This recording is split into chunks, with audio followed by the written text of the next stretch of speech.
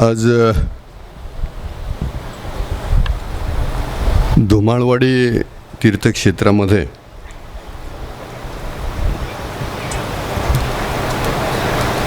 महानुभाव आश्रमात संन्यास दीक्षा विधी सोहळा संपन्न होतो आहे आणि तेच सगळं निमित्त साधून आज महाराष्ट्रभरातून सर्व साधू, सर्व महानुभाव हे आवर्जून ह्या समारंभासाठी उपस्थित आहेत. सर्व उपस्थितांसाठी एकदा जोरात टाळ्या वाजवा. म्हणजे आपली उपस्थिती प्रत्येकाची आहे ही आपण नोंदवली असं म्हणायला काय अडचण नाही. आणि त्या निमित्तानं आजचे सभाध्यक्ष, परमपूज्य महंत उपाध्यक्ष, कुलाचार्य बिडकर बाबा,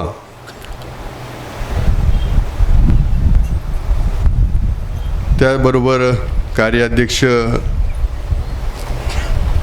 परमपूज्य महंत कवीश्वर कुलभूषण नागराज बाबा संभाजीनगर,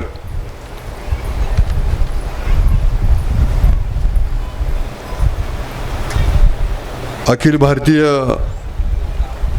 महानुभाव परिषदचे अध्यक्ष परमपूज्य महंत कवीश्वर कुलाचार्य आचार्य श्री कारंजेकर बाबा अमरावती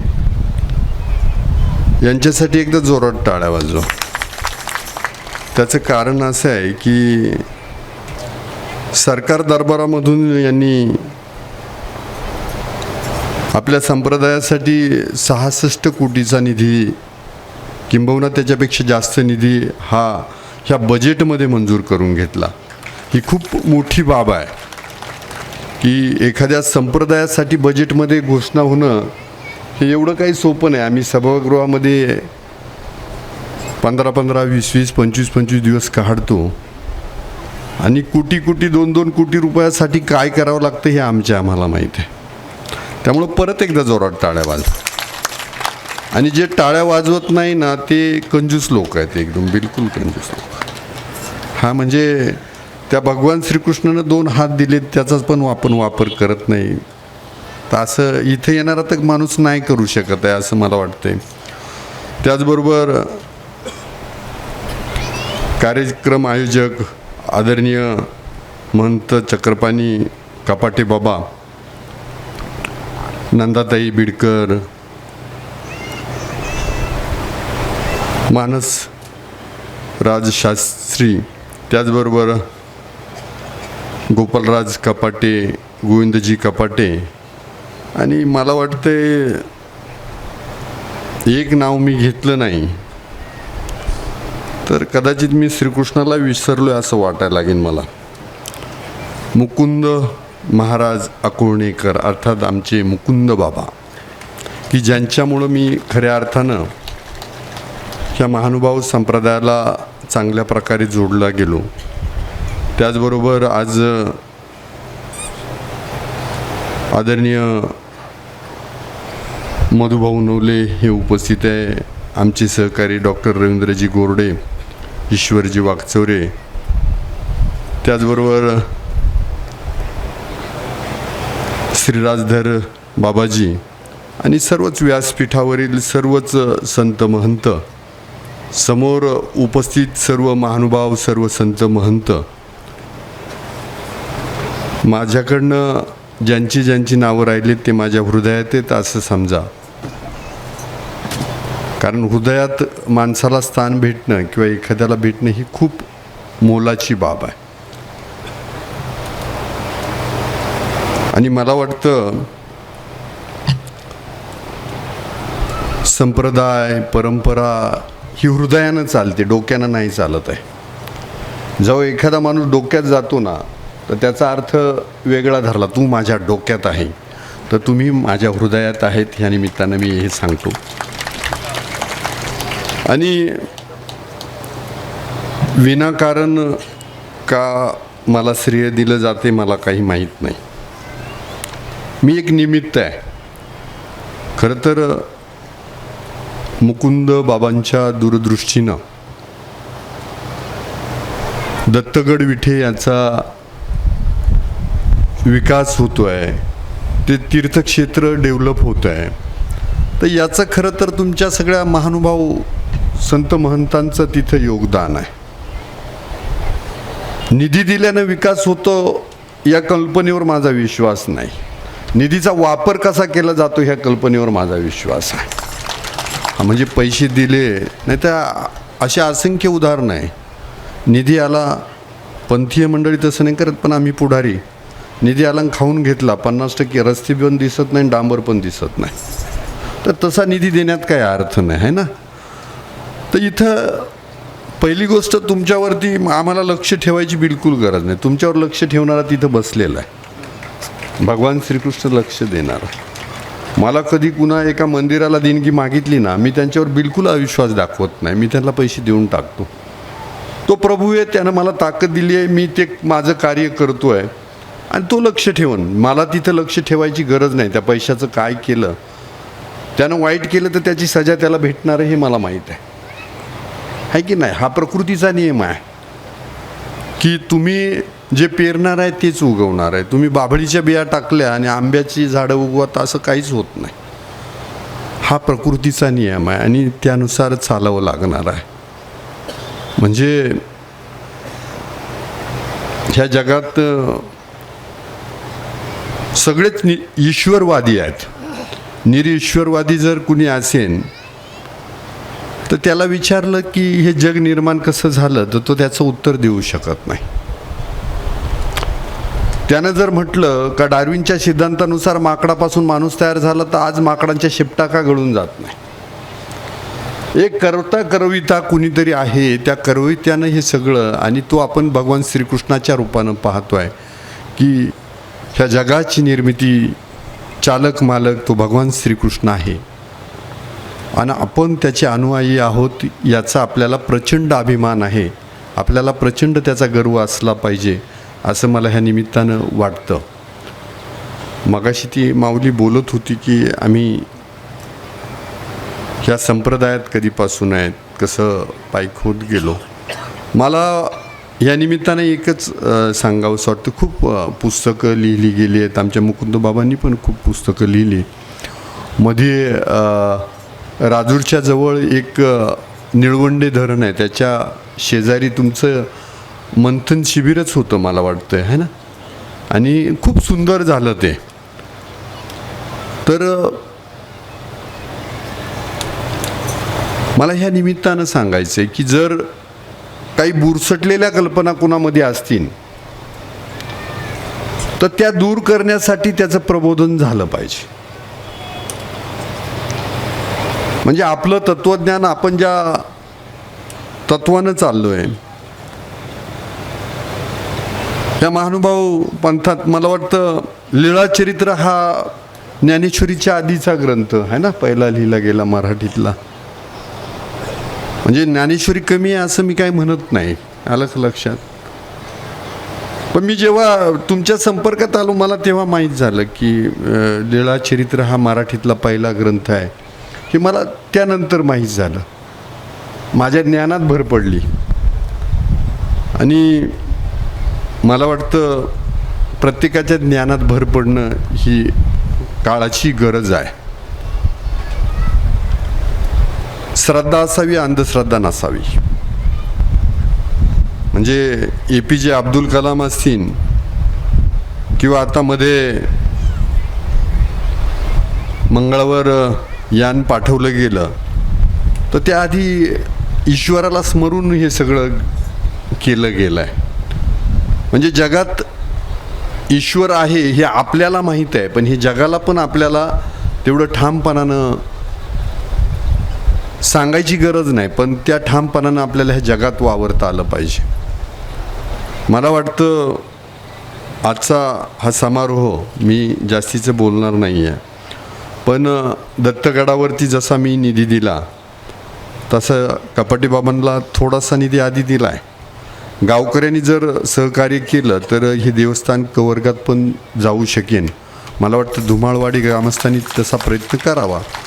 म्हणजे मी जो लाखात निधी देतोय तो मला कोटीमध्ये देता येईल आणि एक चांगलं भक्त निवास इथं उभं राहील, आहे ना. आणि तसं झालं पाहिजे. म्हणजे शेवटी कपाटे बाबांच्या मनात आहे, करायचं आहे, पण त्याला सगळ्यांचं सहकार्य पण लागणार आहे. आणि ते सहकार्य मला वाटतं इथं जे काही या आश्रमात येत आहे ते सगळेजण करतील बाबा. आणि श्रीकृष्ण मला पण सद्बुद्धी देणार आहे की तुम्हाला पैसे निधी दिला पाहिजे आणि माझ्यात ती ताकद तयार होणार आहे. म्हणजे मी आतापर्यंत कुठल्या मंदिरांना माझ्याकडं निधी मागितला आणि मी त्यांना दिला नाही असं माझ्याकडनं आत्तापर्यंत कधीच झालं नाही. ज्या ज्या मंदिरांना, हनुमान मंदिर, श्रीकृष्ण मंदिर, दत्त मंदिर, ज्या ज्या मंदिरांना मागितलं त्या मंदिरांना मी आत्तापर्यंत निधी दिला. म्हणजे माझ्या सरकारनं दिला. आलं लक्षात. त्याबरोबर शाळांना पण जिथं जिथं निधी लागला तिथं तिथं मी सगळीकडं शाळांना पण निधी दिला. मधुभाऊ आपल्या जिल्हा परिषदेच्या शाळेला मला निधी द्यायचा आहे, तिथली मागणी आली आहे माझ्याकडं. म्हणजे मंदिरं तर अत्यंत महत्त्वाचे, पण तितक्या शाळा पण महत्त्वाचे, हे पण मी अंगीकारलेलं आहे. बाकी रस्ते, पाणी, हा बाकीचा निधी हे सगळं होईल. पण त्याच्यापेक्षा नीतिमूल्य हे जोपासण्याचं हे संत महंत आपल्याला शिकवून देत आहेत. आताचं जग जे आहे ते इंटरनेटचा जमाना आहे. उघड्या डोळ्यांनी जर पाहिलं तर अजून 20 वर्षानंतर ह्या जगामध्ये काय राहीन, 10 वर्षानंतर काय राहीन, हे आज आपण काहीच सांगू शकत नाही. आज अमेरिका आणि त्या इराकचं युद्ध चालू आहे. आपण इथं शांततेत बसलो आहे. काही मायमाऊलींना त्या गॅसच्या टाकीची चिंता आहे. ही वस्तुस्थिती आहे, नाकारता येणार नाही. पण याच्यावरती मात करण्यासाठी, म्हणजे कुणी माना अगर नका मानू, परंतु पंतप्रधान नरेंद्रभाई मोदी हे नक्कीच ह्या भारत देशाचं संरक्षण करतील याची त्यांना प्रभूनं तेवढी ताकद दिलेली आहे. त्याच्या मागे ईश्वरी शक्ती आहे. आणि आपण पण त्या निमित्तानं मागणी करू की आपलं नेतृत्व करणारा ह्या राष्ट्राचा जो पालनहार आहे आज, तर त्याला परमेश्वरानं शक्ती द्यावी. त्यांना भगवान श्रीकृष्णानं शक्ती द्यावी आणि हे युद्ध थांबलं पाहिजे. जगाला युद्धाची बिलकुल गरज नाही आहे, शांततेची गरज आहे. आणि आपणही मला वाटतं या महानुभव पंथामध्ये शांती, सदाचार, धर्मकार्य याची आपण सर्वजण शिकवून देतो. आज या समारंभाला मला हजर राहता आलं, मी माझं परम भाग्य समजतो. अकोल्यात मला वाटतं 12-15 वर्षापूर्वी एक समारंभ झाला होता, 8 ते 10 वर्षापूर्वी. त्यावेळेला संपूर्ण अकोले शहरावरती हेलिकॉप्टरनं पुष्पवृष्टी केली होती. त्यावेळेला मी आमदार फिमदार काही नव्हतो, पण मला त्या समारंभाला बोलवलं गेलं होतं आणि त्या समारंभाला मी आलो. कदाचित तुमच्या संत महंतांचे आशीर्वाद मला तेव्हाच भेटले. त्यावेळेच्या आमदारांना बोलवलं होतं पण ते आले नाही आणि मी आलो. मला वाटतं डिक्लेरेशन माझं तिथंच झालं असं मला वाटतं. आणि त्यामुळं ईश्वराकडनं माझ्याकडनं धर्मकार्य करून घेतलं जावं. माझ्या हातून वाईटाचा नायनाट झाला तरी चालेल, पण चांगल्याला माझ्याकडनं कधीच त्रास न हो, अशीच ह्या निमित्तानं भगवान श्रीकृष्णाकडं प्रार्थना करतो. आणि मी अजून थोडा वेळ थांबणार आहे, पण मी खाली बसणार आहे. ऐकून मला वाटलं की माझ्या कार्यक्रमाच्या मुळं जावं लागणार आहे, तर तुम्हाला कुठलाही डिस्टर्ब न करता मी मार्गक्रमण करणार आहे. आणि त्यांना हे व्यासपीठ मला परवानगी देईन मी अशी अपेक्षा ठेवतो. आणि परत एकदा ह्या दीक्षा समारंभासाठी खूप साऱ्या शुभेच्छा देतो. भगवान श्रीकृष्ण या भगिनींनी जी दीक्षा घेतली आहे तिला तिचं पालन करण्याचं, ते व्रत पालन करण्याची शक्ती आयुष्यभर देवो, ही श्रीकृष्णाकडे प्रार्थना करतो आणि थांबतो. दंडवत. साई दृष्टी नेत्रसेवा चष्माघर अकोले शहरातील सर्व अत्याधुनिक सुविधा उपलब्ध असलेले एकमेव अद्ययावत शोरूम म्हणजेच साई दृष्टी नेत्रसेवा चष्माघर. आमच्याकडे Titan, Fastrack, Puma, Oakley, Velocity, CK, Rayban, ID, Vogue, Police, Stepper, Scott, Carrera, Tommy Hilfiger, Killer, Crizal, Zeiss, Prime, Bronzer, Yash, Bausch and Lomb, Johnson and Johnson, Alcon आदी कंपन्यांच्या फ्रेम्स, सनग्लासेस, लेन्सेस व contact lenses योग्य दरात उपलब्ध. तसेच Titan company लेन्सेसचे एकमेव अधिकृत विक्रेते. आता अकोल्यात प्रथमच ऑटो मशीनद्वारे चष्म्याची रोबोटिक फिटिंग. प्रोग्रेसिव्ह चष्म्यासाठी डोळ्यांचे व चष्म्याचे अचूक मोजमाप करण्यासाठी जाईस कंपनीचे सॉफ्टवेअर असलेला ॲपल कंपनीचा टॅब. तज्ज्ञ ऑप्टोमेट्रिस्टकडून कॉम्प्युटरद्वारे डोळ्यांची मोफत तपासणी, डोळ्यांची मायक्रोस्कोपिक तपासणी, काच बिंदूचे अचूक निदान करण्यासाठी डिजिटल टोनोपेनद्वारे डोळ्यांचे इंट्राऑक्युलर प्रेशर मोजणे, पॅकीमीटरद्वारे बुबुळाची जाडी मोजणे, कॉन्टॅक्ट लेन्सेसच्या अचूकतेसाठी कॅरेटोमीटरद्वारे बुबुळाचं मोजमाप करणे आदी अत्याधुनिक सुविधा उपलब्ध असलेले अकोले शहरातील एकमेव चष्माघर. आपल्या अनमोल डोळ्यांच्या समस्येसाठी बिर्ला आय हॉस्पिटल नाशिक यांच्या माध्यमातून तज्ज्ञ डॉक्टर दर गुरुवारी सकाळी 10:30 ते 3:30 पर्यंत साई दृष्टी नेत्रसेवा चष्माघर इथे उपलब्ध राहतील.